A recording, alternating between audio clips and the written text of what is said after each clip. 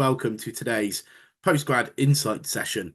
Now, today is a special session. We are brought to you today by Loughborough University London campus, who are going to take you through what makes their opportunities and, in particular, their Institute for International Management and Entrepreneurship so special. Now, just before I hand you over, a reminder, this is a live session. If you have any questions at all, please put it in the Q&A or the chat facility.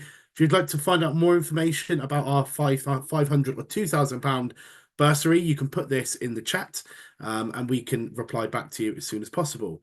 This is also on social media, live on Facebook. So if you are watching, a huge hello to you guys.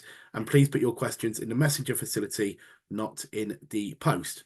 But for now, I'd like to hand you over to Professor Gerhard Schneider. He's the director of this management and entrepreneurship course I mentioned, and he'll be taking you through the next 30 minutes along with other special guests. Gerhard, over to you. Thanks, everybody, for joining us today. Very warm welcome from Loughborough University here in London, where the weather is fairly nice. So I hope you can hear and see me all right. Do shout if that's not the case. I'm sort of working with a strange setup of 3 different screens, and I'm entirely sure if you can see everything I can see. Anyhow, so I just wanted to give you a brief introduction to our institute, the Institute for International Management and Entrepreneurship here at Loughborough, London, one of 5 institutes. And I'm joined by 2 of my colleagues, Rahil, a current student in one of our institutes, and Julie from our marketing and advancement team, who will also talk to you in a minute. So the point really is to give you a good sense of what you can expect from us, why we think Loughborough is the place to study when you consider studying in the UK, and Loughborough London when you consider studying in London. So without further ado, I think I'm going to hand over to Rahil immediately so that he can talk to you about our location, about our place where we study. Rahil, can you switch on your camera and microphone? Okay, great. Hello, everyone. I'm Rahul, and I'm excited to introduce you to Loughborough University, London. So we're based at Year East in the Queen Elizabeth Olympic Park. This is where the 2012 Olympics took place. This area has since then transformed into a hub for innovation and creativity, and we are right in the middle of it all. Our neighbors include companies like Ford, Plexel, Sports Interactive. If you've heard of Sports Interactive, they are the creators and the studio behind Football Manager. So while you're working on your own careers, they are next door simulating football careers. And let's talk about London. It's ranked as the world's best student city by QS Top Student Cities. You're surrounded by world-class shopping facilities, world-class famous sports facilities, and with Hackney Wick and Canal Side being so close to our campus, you're within walking distance to among the best of London's food, culture, and social scene. It's the perfect place to start your postgraduate journey. Next slide, please. Now about us. A little more about Loughborough University itself. We're not just a top 10 university in the UK, but over 90% of our research is rated as world leading. What makes this campus so unique is that it's designed exclusively for postgraduate students. This means everything we do is focused on advanced learning, blending cutting-edge theory with real-world application. And according to student surveys, the school has been selected to have the best student experience across the entire university. What makes this so special is that when you go to your classes, you're constantly surrounded by people who are like-minded and are looking to achieve similar feats in their careers or to make a difference and impact in the world. Next slide, please. One of the most exciting things, and personally my most favorite thing about studying at Loughborough University London, is the global experience you'll get. We have students from over 30 different countries, so you'll be building a network that spans around the globe. You'll learn not just from your professors, but also from your classmates who bring in diverse perspectives, all coming from different walks of life. Maybe someone who has years of experience under the belt, maybe someone who has just changed their careers, or maybe someone who is just starting theirs. It makes the learning experience much richer. And let's not forget London itself. With over 300 languages spoken, it's one of the most culturally diverse cities in the world. From food to festivals, you'll be surrounded by a rich cultural experience that's hard to match anywhere else. It's like traveling the world without leaving the city. Next slide, please. Interdisciplinary learning. At Loughborough University, we are big on interdisciplinary learning. What does this mean? It means you won't just stay in your academic lane. You'll work with students, subjects, and professors from all sort of disciplines, gaining new perspectives and skills that help you tackle the complex problems of the modern world. Our sprint modules, grand challenges, and the collaborative modules are a key to this. You'll be solving real world problems in a fast paced collaborative environment. It's not just about learning the facts, it's about applying what you know to make a real impact. Next slide, please. Now, let me introduce you to the collaborative project. It's a core part of our programs and one of the most exciting experiences here. This is what makes Loughborough London stand out the most. A chance to get project experience on your CV with a company while being still at university.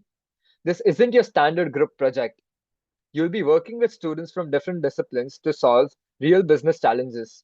The briefs come from actual companies or organizations, so you're dealing with real world problems that need solving, and they are coming directly from the company. Through this project, you'll develop key skills like problem solving, strategic thinking, and teamwork. These are exactly the skills employers are looking for, and who knows what might impress one of our industry partners while you're at it. It's your chance to bring everything you've learned to the table in a hands on, real world context. Many of our alumni, including people from my batch, have gotten hired by their partners or from the So yeah, this is actually exactly where I'm taking over to introduce you to our programs. So as Rahil said, we are a very interdisciplinary campus. And so if you study international management or entrepreneurship with us, you'll do it in a quite unique way in terms of spanning different disciplinary boundaries, which gives you a broad skill set that increasingly employers are looking for. So our flagship program, if I can call it that, is the MSc International Business Management. It is our biggest program. It attracts a lot of people because it gives you an in-depth understanding of different national cultural contexts in which firms operate. And it also sort of provides you with analytical and research skills. So it's an MSc. You will have to do a dissertation that will teach you how to do an actual research project, which obviously is very much valued by consultancy firms and all sorts of employers who look for such analytical skills. So this is a broad program that covers all the bases of what a manager would actually need in a managerial position. So it covers global strategy. It covers the accounting side of things, not in depth, but you will learn how to read an accounting account from firms and so forth. There's also a marketing module on this one. We have international HRM on this one. So you get a broad range of all the key skills that managers typically need to have. So this is our basic MSc International Business Management. We then have more specialized programs in terms of different functional areas of management. So International Human Resource Management is a program that obviously focuses on the human resource side of things. So this is for those of you who are particularly interested in managing teams across borders, managing teams in different countries, in large multinational organizations. We've got a great team of scholars actually who do leading research on what they call globalizing actors. So those people in multinational corporations who actually bring together different cultures, different ways of doing business that tend to clash in large corporations that span the whole globe.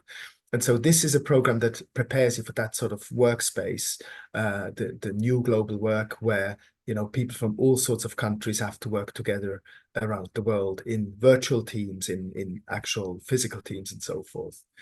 So it very much focuses, again, this is sort of what connects all programs in our institutes. It very much focuses on the notion of context, right? It matters in which country a business runs for the way it should be managed. And this may sound very simplistic or a bit obvious, but it's actually not what most management programs teach you. Most management programs teach you that, a company is a company. It doesn't matter whether it's in the US, in India, or in Africa. So this is two of our main programs, I would say. And then an even more specialized one, I could say, is the MSc International Management and Emerging Economies. So this is really zeroing in on what it means to do business in emerging economies, especially if you are working for a foreign multinational, especially, you know, from the global north, as we could call it. So what are the challenges that firms face in emerging economies? How do companies overcome them? And it's not just a perspective of, you know, Western companies going to emerging economies. It's also about what can we learn from how companies in emerging economies, especially family businesses, manage these quite challenging circumstances, right? So this is a very interesting and quite a niche program that attracts quite a lot of interest every year. It's quite unusual in terms of there are not many universities that offer this sort of focus on emerging economies. We then have the MSc Risk Governance International Management, which is, as the title says, focusing on the increasingly important issue of governing risks in multinational operations of firms. So this includes, amongst other things, and this is one of my specialities, political risk, meaning if you do business in a country where the democratic institutions are weak, where there's a risk of dictatorship, for instance, companies will want to prepare for that sort of risks, right? And the various strategies that companies use, which is something I study for my research work, in order to mitigate those risks. In addition, this is an unusual program in the sense that we bring in people from our Institute for Diplomacy and International Affairs, IDEA, who are specialists in diplomacy and international relations, and who bring you sort of a more geopolitics perspective to management of international firms. So they bring in sort of the more contextual side of things in terms of global politics, global tensions between firms, I mean, or between countries, I should say. You will all have heard of the China-US trade war, for instance, the impact that a re-election of Trump in November may have on these relationships and how that will affect firms. So these are big questions that firms have to prepare for, and this program focuses on these issues, and people then go off from this program to work for risk consultancy firms or general consultancy and insurance companies that are interested in risk. It's not a very technical program, but it has a component of, you will have an accounting and finance module and also a risk management module that's taught by an accountant. So it requires a little bit of interest in the sort of more geeky side of calculating risks, but it's not hugely demanding in terms of mathematics and things like that. So nothing to worry about in that respect. International Project Management is another program we offer, which is co-taught with our School of Architecture, Building and Civil Engineering up at Loughborough. Or everything is taught in London. So if you sign up for this program, you do not have to travel up to Loughborough, even though some of you may want to do that anyways. But people from Loughborough will come down to London to teach this program. It's a really interesting program in the sense that it specifically focuses on projects that are cross-border in a sense, or at least that involve teams that are cross-border. That's one of the key challenges in modern project management. And our colleagues from the Loughborough campus, from the School of Architecture, Building and Civil Engineering, are often specialists in large infrastructure projects. So many of them have worked on the Thames Tideway Tunnel, which is a big infrastructure project in London. Some of them have been involved in highway construction in the UK with Highways England.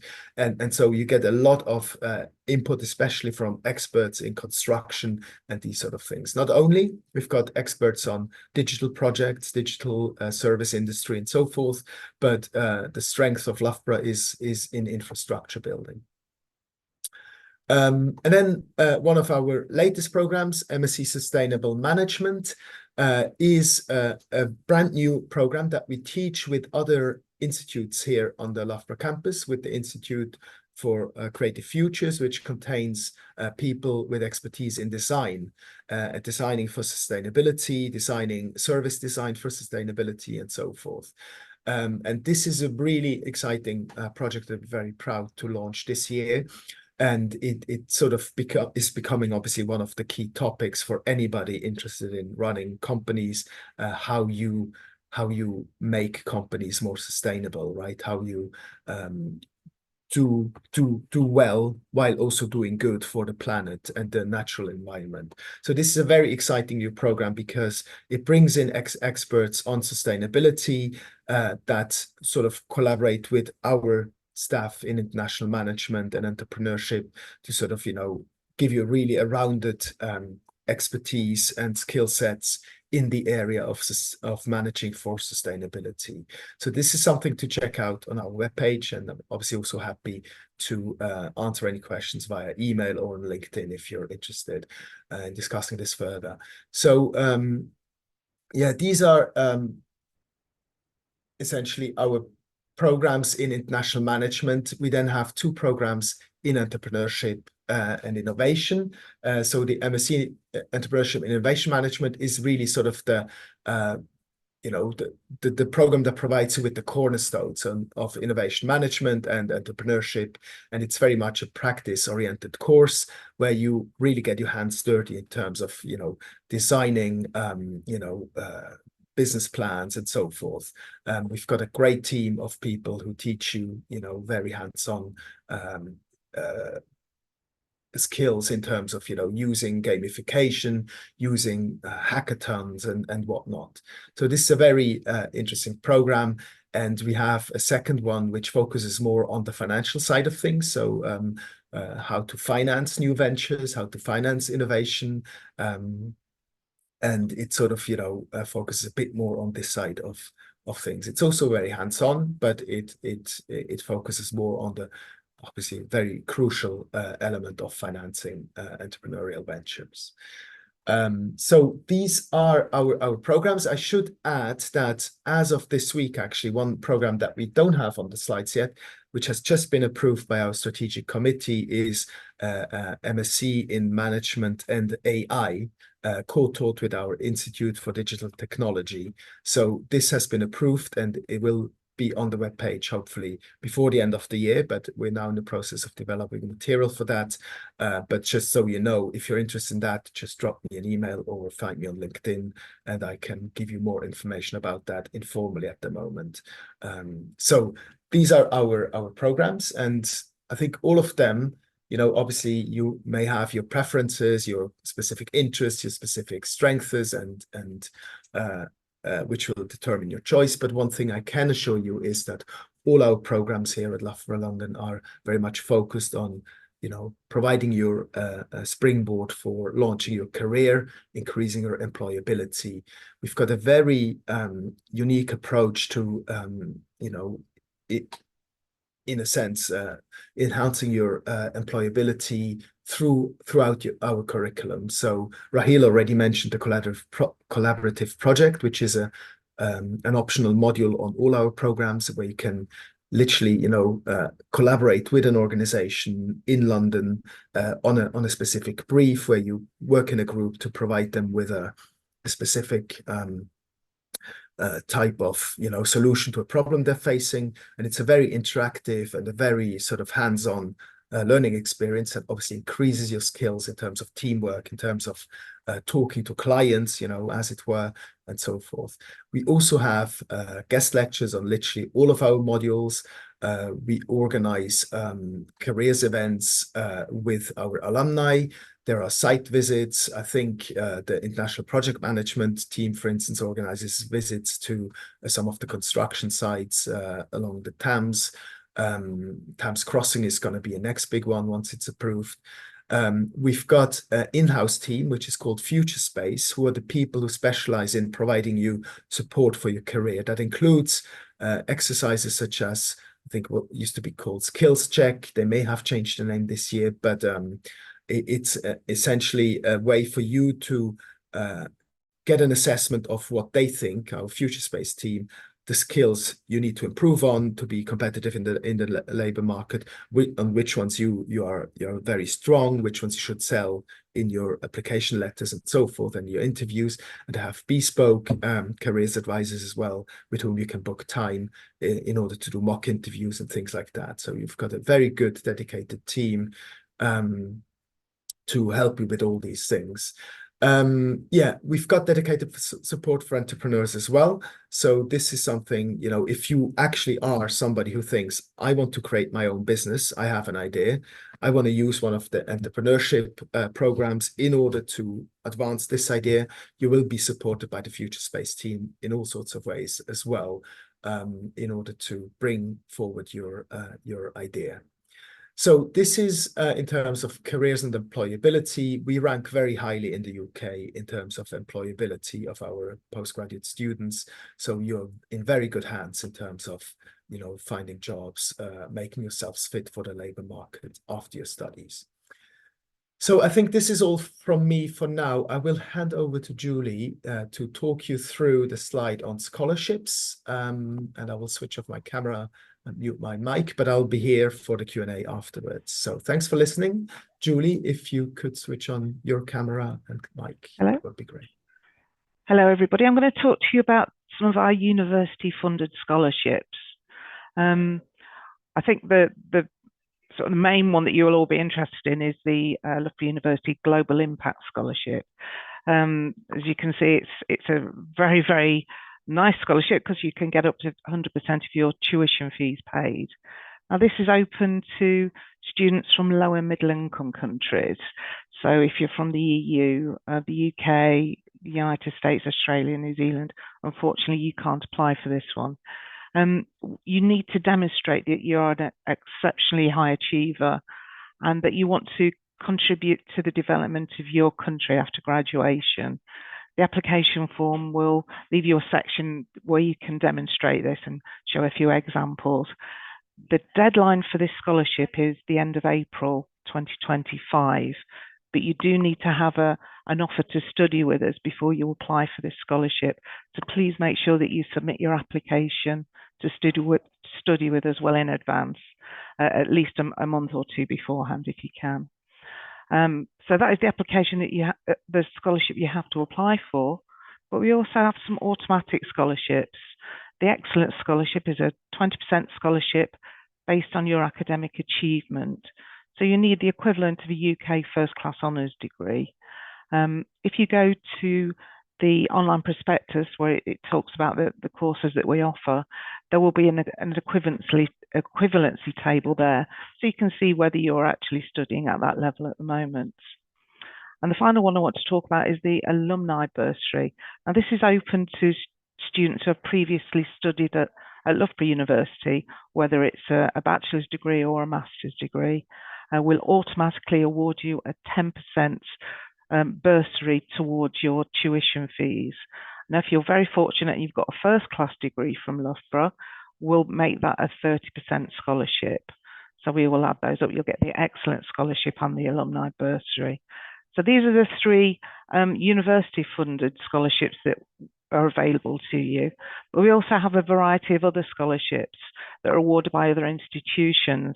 And we do have some deadlines coming up on those at the moment. So if you want to apply for the Commonwealth Scholarship or the Chevening Scholarship, the Commonwealth Scholarship deadline is the 15th of October and the Chevening Scholarship is the 6th of November. So you need to get your application to us as soon as possible so that you can apply for these great scholarships offered by the Chevening and the Commonwealth Scholarship Committee. A full list of our scholarships is available on the website shown on the screen. So if you want to click on that, you can browse them. There are about 20 different scholarships available depending on your circumstances, the country you're from, your background. So just please do have a look through those. There are far too many for me to talk about today, and hopefully you'll qualify for one of them. So I hope this was helpful. I think I just posted that link in the chat. You can check out all the available funding. I saw there's quite a few questions in the chat already. Gareth, shall I hand back to you? Yeah, hand back to me. Leave it on your screen. And I've got a few questions coming from Facebook and from LinkedIn also. So, okay. Look, to begin with, thanks for your time. Rahul and Julie, also always great to hear about different opportunities and different things that are out there for different students. So, to begin with, I'm going to start back with yourself, Rahul, if that's okay. If you want to bring yourself back on, Rahul. I want to talk about what brought you to the London campus. Why were you looking at studying in London? Was that something that was key for you, and therefore Loughborough provided that platform? Honestly, I was not looking to specifically study in London, but it was Loughborough London's program that really attracted me. The mix of interdisciplinary modules was something I was looking for because I before joining university for my postgraduate studies, I had 1 year of experience, and one of the key things that was reiterated to me throughout my working experience was that you need to be skilled in multiple disciplines. You need to know various skills, which was not possible from studying, let's say, a traditional degree, which only focuses on one aspect of your learning.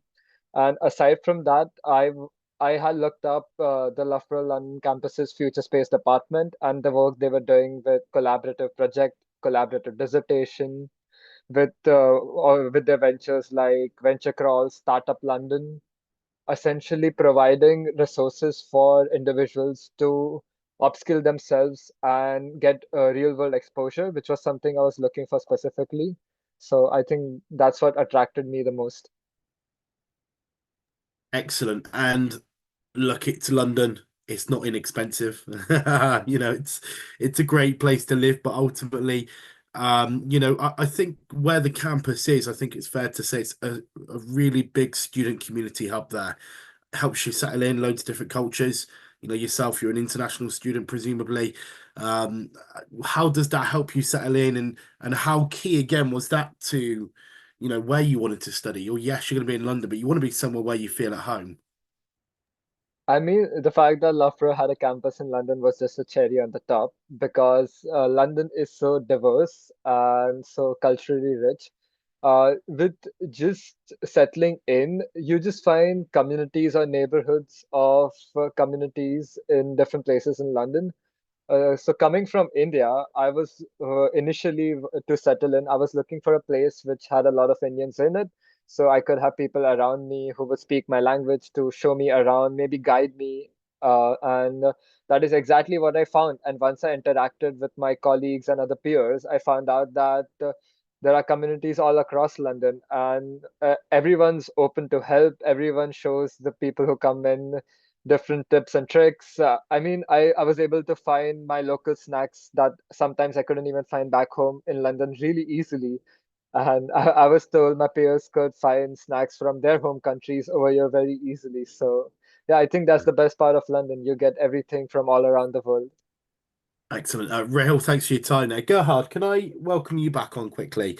One of the questions or one of the points that you made during your presentation was about employability, about how you rank extremely highly with some partners and some companies on a presumably local and global scale as well. Mhm. Do you have some examples of that? And, being based where you are, presumably there's going to be some really strong links with some city companies and with other Labour companies as well.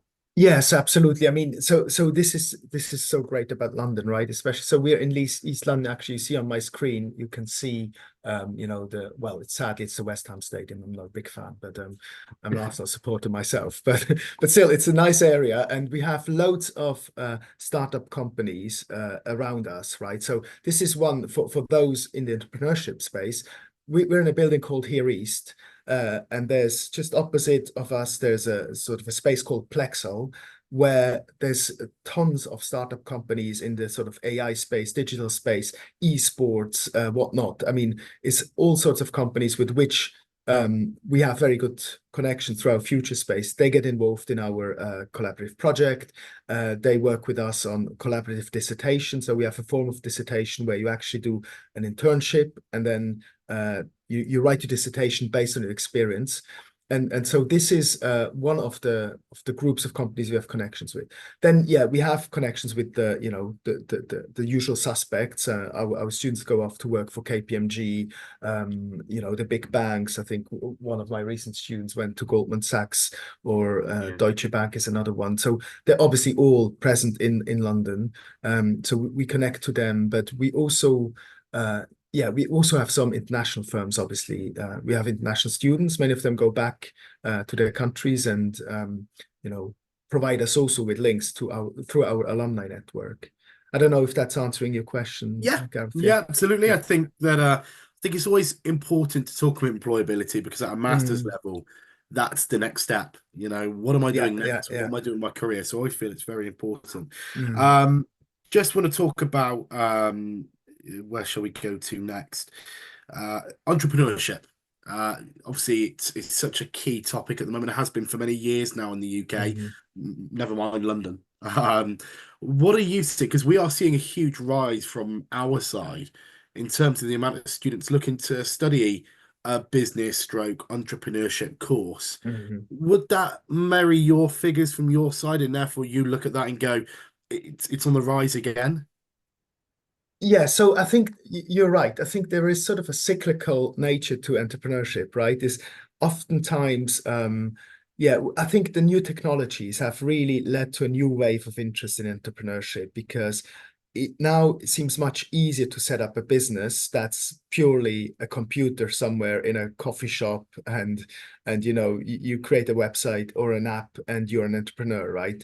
So there's definitely a massive boom in that sort of entrepreneurial thinking, which is great. And one thing that I also notice is, the increasing number of born globals, right? Companies that are from day one multinational corporations, which is an extremely exciting space for me. I'm an international business scholar, and now even tiny micro firms are international from day one. So there is definitely a lot of people active in this space, and yeah, as such, yeah, I would agree that the interest in entrepreneurship has boomed recently. Yeah. Yeah, absolutely. And that's across the UK as well. That's not just in London. Mm. Julie, can I bring you on at this point? If we can talk about scholarships in more details. As you can imagine, quite a lot of questions come in about scholarships and bursaries. Always a very key topic. Can you hear me okay, Julie? I can hear you, yes. Yeah. Excellent. Okay. So if we can just talk about the scholarships, you mentioned some of the key external partnerships such as Chevening and the Commonwealth as well. You mentioned some of the deadlines as well to apply for your own Global Excellence one. It's the end of April.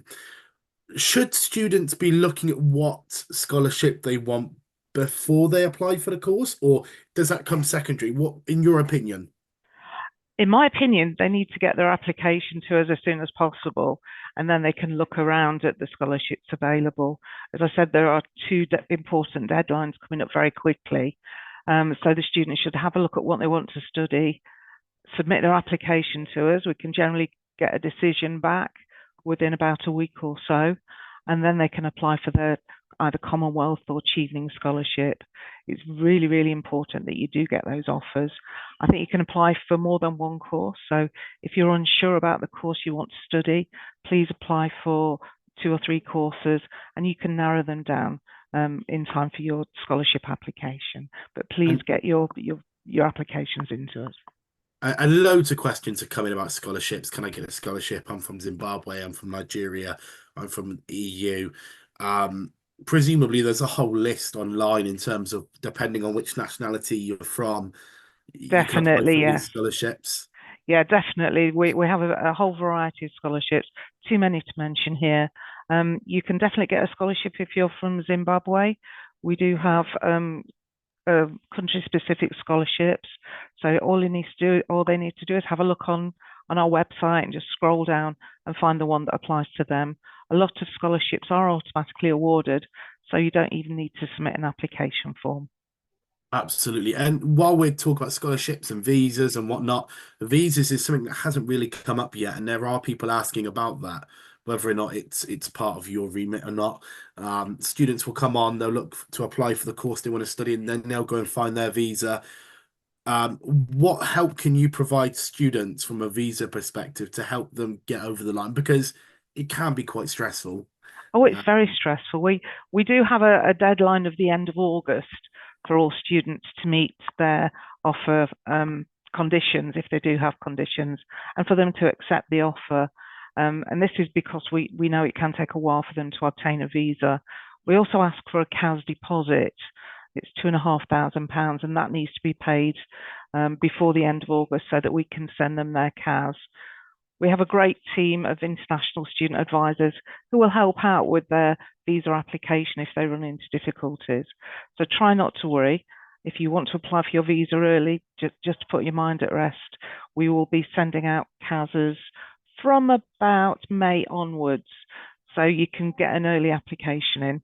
Try not to worry, we're here to help. If you've got any difficulties, just get in touch with us. And for those that will hear that number and think, oh, Kazi as well, that's standard across the board. I wouldn't worry too much. If you're looking to come to the UK, I think that's pretty standard. Okay, and just one final question for you then, Julie. In terms of international students, obviously you've got a huge diverse amount of students being in London. Naturally, you're going to have all different cultures. What kind of percentage of international to UK students do you have? Because presumably you're going to have students from the UK that have perhaps never even been to London, that will be in the same boat as international students. What do you offer to those students when they arrive, and how do you help them settle in? Well, I think that's more of a question that Rahil or Gerhard can answer. Our student support team, who are very well, trained in helping international students settling in London. I mean, Rahil may want to share his experience on this. I mean, in terms of just the percentage, I mean, the postgraduate market in the UK for higher education is very much international one. So I think we have about, 90% international students and 10% home students, right? Rahil, do you want to share your experience in terms of help settling in and so forth? Yeah, I mean, I think you were bang on with the percentage. We do have more students which come from international countries. But yeah, I feel that a lot of the students that are looking to come to Loughborough, London, are attracted by the opportunities and the resources provided by the university, directed towards you finding a career which gives you sort of more international experience and exposure, which a lot of local students might not exactly be looking for. But honestly, in my experience, it differs from course to course and module to module. I came from the School of Digital Technologies, and I was studying MSc Digital Creative Media. And most of the student body for my course was either from China, Mongolia, or we had a lot of students from the States. Yeah. So I did not find any Indian students with me. It was just the two of us. So yeah, but there is a great student body on the campus for all the countries. We do celebrate a lot of international festivals for different countries. We celebrated the Lunar Year. We celebrated Diwali. We celebrate a bunch of different international festivals, and that's what's great about it. Is sort of that you gel so well together with students from everywhere around the globe. You sort of forget that they are from a different country after a point, because you guys are bonding so well over the experience of experiencing London together. Rahil, Gareth, can I maybe just add, because indeed, as Rahil said, in our institute, the composition of the student body is maybe slightly different. So I met our new cohort yesterday, and I think I spoke to people from Ghana, Nigeria, Ukraine, Germany, China, Taiwan, Vietnam. So we get Middle East, quite a few from Bahrain, I think. So it's really all across, and then people from London. So I met one person who actually grew up just next to the campus. So but they are the minority. Yeah. Okay. Go on, Rahil. Go on. Elaborate further.